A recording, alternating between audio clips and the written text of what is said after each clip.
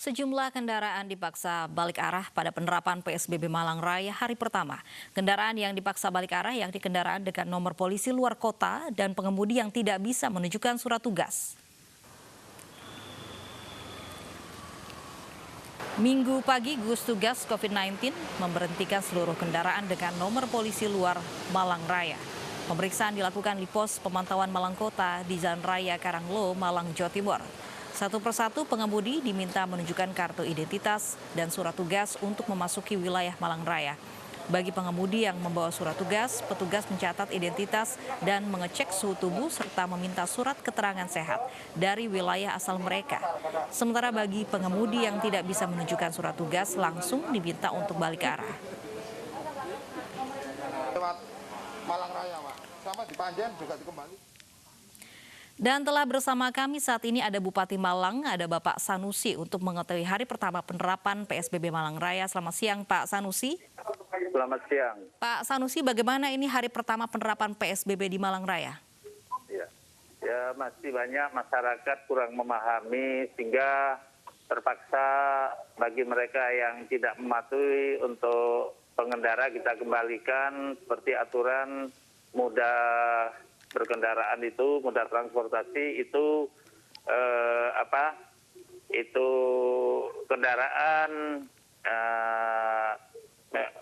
bis kecil itu penumpangnya 16 tapi masih berjumlah sampai 20 dan langsung kita kembalikan kalau seperti itu. Sepeda motor itu kan tidak dilarang berboncengan kecuali KTP-nya yang sama. Kalau berboncengan kita kembalikan. Terus yang ketiga, bagi masyarakat yang dari luar kota yang tidak membawa surat tugas itu kita kembalikan agar tujuannya supaya pandemi penularan COVID-19 di Malang Raya ini benar-benar tersteril sehingga tidak ada lagi kemasukan penularan dari luar seperti yang terjadi. Karena di Malang, khususnya Kabupaten Malang, penularan COVID-19 ini banyak warga yang datang dari luar kabupaten atau warga Kabupaten Malang ngikuti penataran di Surabaya pulangnya bawa COVID gitu, atau di Jogja atau di Solo atau dari yang datang kegiatan dari Goa dalam rangka kegiatan di sana pulangnya bawa COVID, sehingga yang banyak itu. Maka saya berharap dengan PSBB ini bisa memutus mata rantai penularan COVID dari luar. Sedangkan di dalam kita tracing yang sudah positif dalam perawatan, kita rawat di safe house di Rusunawa di Kepanjen yang dekat dengan rumah sakit di bawah pengawasan dokter dan tenaga medis dari Rumah Sakit Umum Daerah Kepanjen, Kanjuruhan. Baik, penerapan PSBB ini apakah hanya dilakukan di jalan raya? Penerapan yang paling diperhatikan oleh pemerintah Malang Raya seperti apa, Pak? Ya. Di samping di jalan raya, terus juga di tempat-tempat keramaian seperti pasar kita lakukan ganjil genap supaya mengurangi pengunjung dan tidak terjadi kerumunan massa. Di tempat ibadah pun kita lakukan pengurangan baris stopnya orang sholat itu seperti di masjid itu kita batasi minimal 1 meter, harus pakai masker, harus cuci tangan dan membawa sajadah sendiri, sehingga itu yang harus dilakukan dan dijaga oleh aparat TNI dan Polri beserta aparat dari Pemda. Kalau tidak melakukan itu kita anjurkan untuk melaksanakan itu, tapi kalau tidak mau kita larang untuk melaksanakan kegiatan ibadah yang tidak melaksanakan physical distancing. Baik, terima kasih Bupati Malang, Jawa Timur, Pak Sanusi sudah bergabung bersama kami di Ainus Siang. Di saat penerapan PSBB di Malang Raya, beredar video perayaan Hari Ulang Tahun Wali Kota Malang Sutiaji yang dianggap tidak mengindahkan protokol kesehatan COVID-19. Perayaan ulang tahun yang digelar di rumah pribadi Wali Kota dihadiri jumlah orang dan berlangsung dalam suasana penanganan COVID-19. 1, 2, 3. Inilah video berisi suasana perayaan ulang tahun Wali Kota Malang Sutiaji. Dalam video yang beredar di sosial media ini, perayaan ulang tahun Wali Kota Malang Raya ini digelar tanpa mengindahkan protokol kesehatan penanganan COVID-19. Selain dihadiri jumlah keluarga, ulang tahun Sutiaji juga dirayakan dengan hadirnya sejumlah tamu undangan. Hingga saat ini belum ada konfirmasi dari Wali Kota Malang terkait hal ini.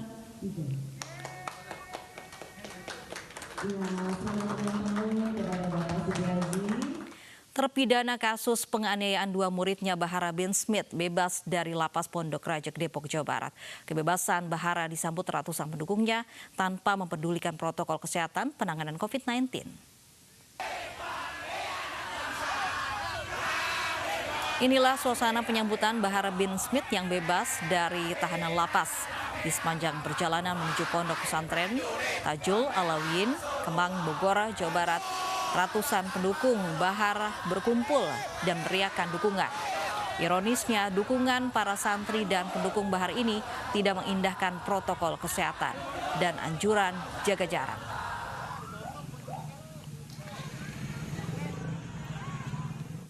Warga Surabaya memiliki cara unik untuk mengingatkan warga tentang bahaya virus corona. Mereka membawa keranda jenazah sambil berkeliling kampung dan mendatangi kerumunan warga.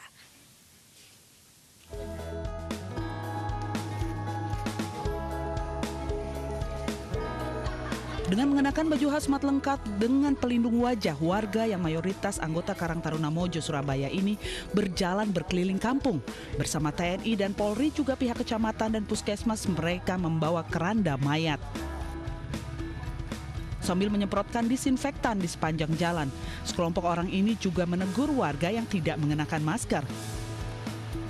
Cara unik ini sengaja dipilih untuk mengingatkan warga Surabaya akan bahaya virus corona. Kita berupaya untuk memberikan shock terapi kepada warga bahwa efek dari virus corona yang ada saat ini sangat-sangat berbahaya, dan sangat mematikan, dan korban sudah banyak sekali di Indosuran ini terutama. Sosialisasi unik ini mendapat sambutan positif dari warga Surabaya. Sosialisasi unik seperti ini kok? Belum pernah sama sekali, Mas. Menurut Mas sendiri sosialisasi seperti apa ini? Bagus, rame. Sosialisasi unik ini dilakukan karena tingginya sebaran COVID-19 di kota Surabaya, apalagi Jawa Timur juga masuk dalam zona merah COVID-19. Dari Surabaya, Jawa Timur, Yuda Prawira, iNews melaporkan.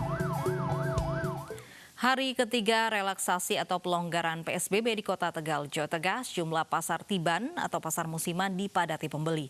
Warga yang membeli kebutuhan jelang Lebaran mengabaikan aturan jaga jarak dan tidak mengenakan masker. Suasana jumlah titik keramaian di Kota Tegal, Jawa Tengah, Minggu pagi ramai dipadati ratusan warga. Salah satunya di Jalan Cikditiro, Kelurahan Bandung, Kecamatan Tegal Selatan. Puluhan pedagang kaki lima atau pedagang musiman ini menggelar dagangannya di trotoar.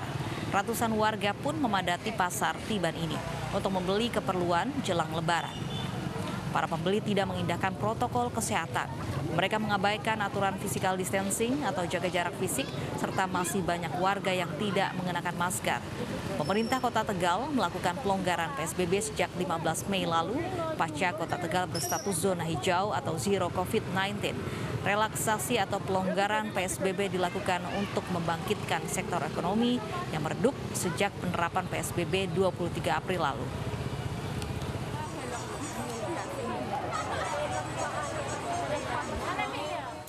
Dan telah bersama kami saat ini ada Bapak Wakil Wali Kota Tegal, Muhammad Jumadi. Selamat siang, Pak Jumadi. Selamat siang, Mbak. Salam sehat. Assalamualaikum warahmatullahi wabarakatuh. Waalaikumsalam warahmatullahi wabarakatuh. Pak Jumadi, ini bagaimana penerapan relaksasi di Kota Tegal? Saya kira begini, tentu saja seperti yang saya sampaikan berkali-kali dan Pak Wali sampaikan juga bahwa relaksasi ini tujuannya adalah untuk menggairahkan ekonomi. Kenapa? Karena sekarang posisi hari ini sampai kita masih dalam zona hijau. Artinya apa yang kita lakukan untuk mengendalikan COVID-19 ini dianggap berhasil.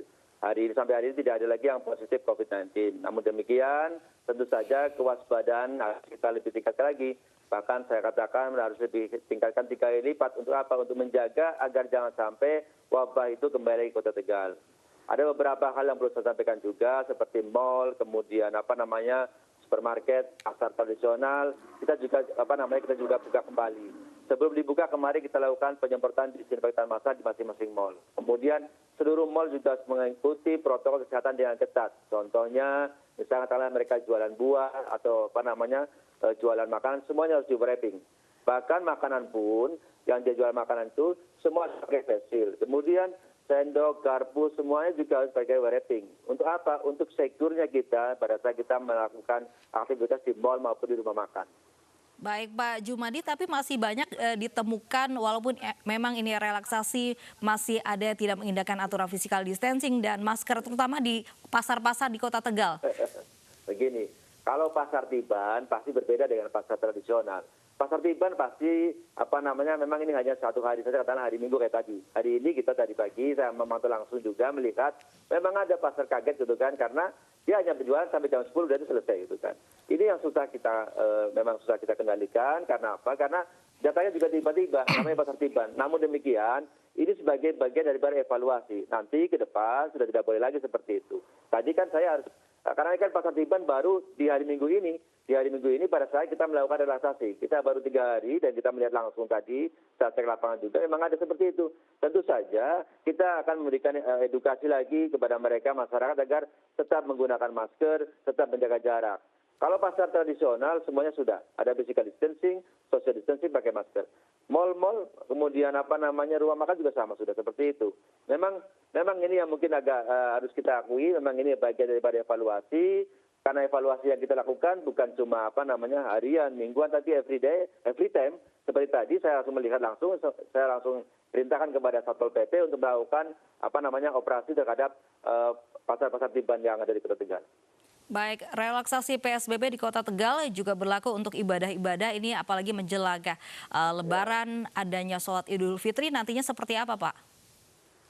Karena begini, sesuai dengan Fatwa MUI nomor 28 tahun 2020, bahwasannya daerah yang mampu mengendalikan virus COVID-19, artinya pemerintah Kota Tegal, sekarang kemudian sudah hijau. Tentu saja kalau sudah hijau, kita kasih kesempatan mereka untuk beribadah. Namun, tetap saja harus mengetatkan protokol kesehatan, tidak bisa ditawar. Mereka harus pakai masker, physical distancing, kemudian mereka juga harus cuci tangan, kemudian ada disinfektan chamber di masing-masing masjid musola yang nanti akan melaksanakan ibadah sholat Idul Fitri. Baik, termasuk silaturahmi di Kota Tegal sendiri ya Pak? Nah, ini yang menarik. Kenapa? Pasti orang akan melakukan silaturahim antar tetangga atau antar keluarga. Tentu saja kita tidak bisa melakukan langkah-langkah yang ekstrim untuk hal ini. Kenapa? Yang paling penting mereka, pada saat mereka terpaksa keluar rumah, harus menggunakan masker. Itu wajib, tidak bisa ditawar. Kemudian tidak perlu lagi katakanlah berjabat tangan, karena itu akan membahayakan. Jadi kita silakan bersilaturahim, tetapi gunakan masker dan jaga jarak. Itu protokol kesehatan itu wajib, tidak bisa ditawar. Jadi artinya silakan masyarakat. Karena begini Mbak, apalagi di momentum Lebaran, kita harus sama-sama memahami bahwasanya inilah yang ditunggu-tunggu sama umat muslim untuk merayakan hari kemenangan setelah 1 bulan kita beribadah puasa. Jadi pemerintah Kota Tegal tentu saja menghimbau kepada seluruh masyarakat Kota Tegal untuk yang kemarin sudah sama-sama kita nikmati mendapatkan zona hijau harus dipertahankan. Untuk mempertahankan itu tentu saja lebih sulit. Untuk itu harus lebih prudent, lebih hati-hati lagi, agar apa? Agar kita bisa menjaga keselamatan seluruh warga kota yang kita cintai ini. Baik, terima kasih. Wakil Wali Kota Tegal, Muhammad Jumadi sudah bergabung bersama kami di Ainus Siang. Di saat jumlah pasien positif corona yang masih terus bertambah, jumlah pemerintah daerah mengindikasikan akan melonggarkan PSBB. Padahal pelonggaran PSBB berpotensi sangat besar menyebarkan COVID-19.